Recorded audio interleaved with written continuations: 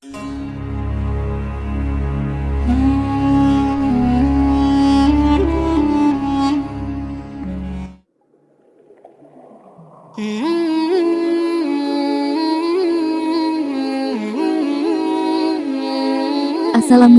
warahmatullahi wabarakatuh.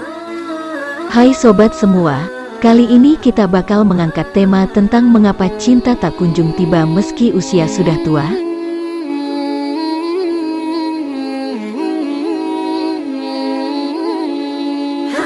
Bagi seorang mukmin, berputus asa adalah perkara yang sangat diharamkan. Allah menyebut orang yang berputus asa berarti jatuh pada kekafiran. Apalagi soal jodoh yang menjadi hal besar dalam kehidupan seseorang, putus asa dalam hal jodoh terancam dilaknat Rasulullah, yang bisa berdampak dikeluarkan dari umat beliau. Sekretaris Jenderal Majelis Intelektual dan Ulama Muda Indonesia atau MUI Ustaz Bahtiar Nasir mengatakan, sebelum mencari jodoh, harus dikuatkan pemahaman tentang jodoh itu sendiri. Menurutnya, setiap orang memiliki jodohnya masing-masing dan tidak ada kata terlambat jika belum bertemu jodoh. Setelah pemahaman ini baik, baru masuk dalam proses mencari jodohnya. Jika dua hal ini tidak dipahami dengan baik, orang akan kecewa jika belum bertemu jodoh, jelasnya. Apa kaidah yang perlu diperhatikan dalam mencari jodoh? Dari kacamata tauhid, tidak ada istilah terlambat dalam mencari jodoh.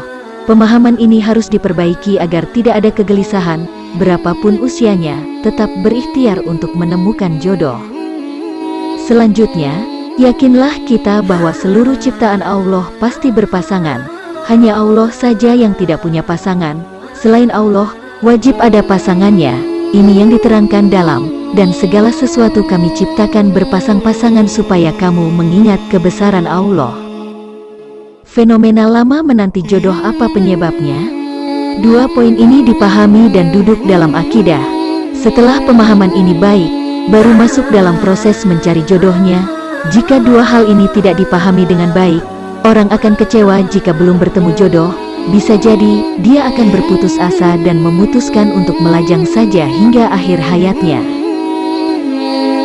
Orang yang sudah berumur tapi belum juga bertemu jodoh, sebenarnya dari dulu-dulu sudah ada.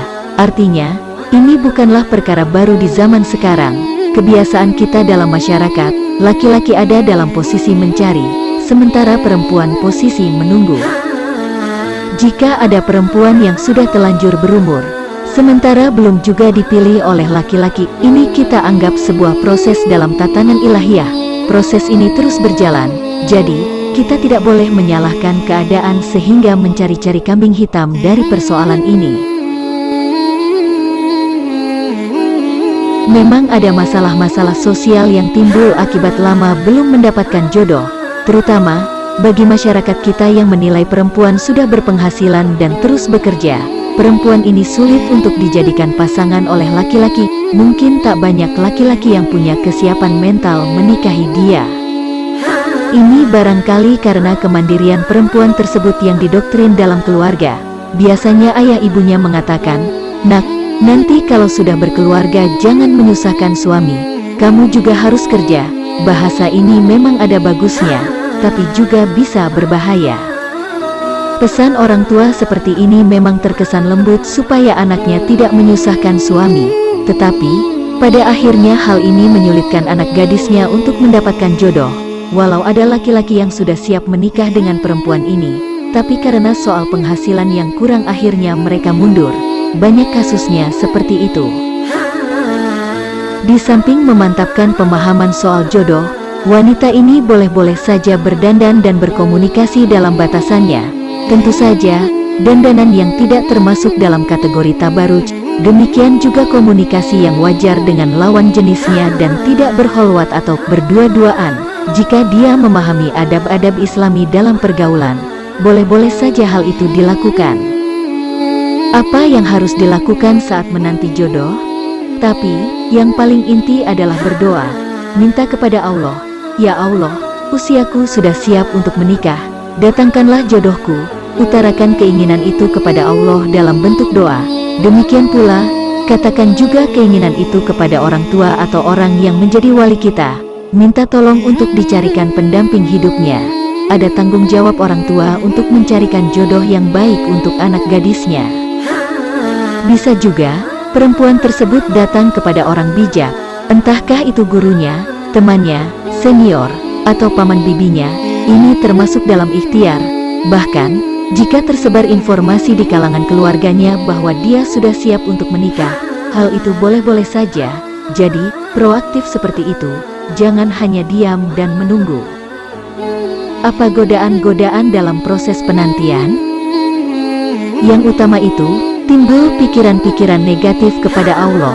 Ini sangat berbahaya, luntur kepercayaannya kepada janji Allah kalau sudah berpikir yang negatif.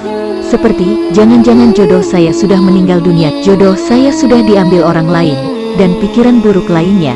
Bahaya berpikir seperti ini bisa berujung pada putus asa. Bolehkah seorang wanita lebih aktif dalam mencari jodoh?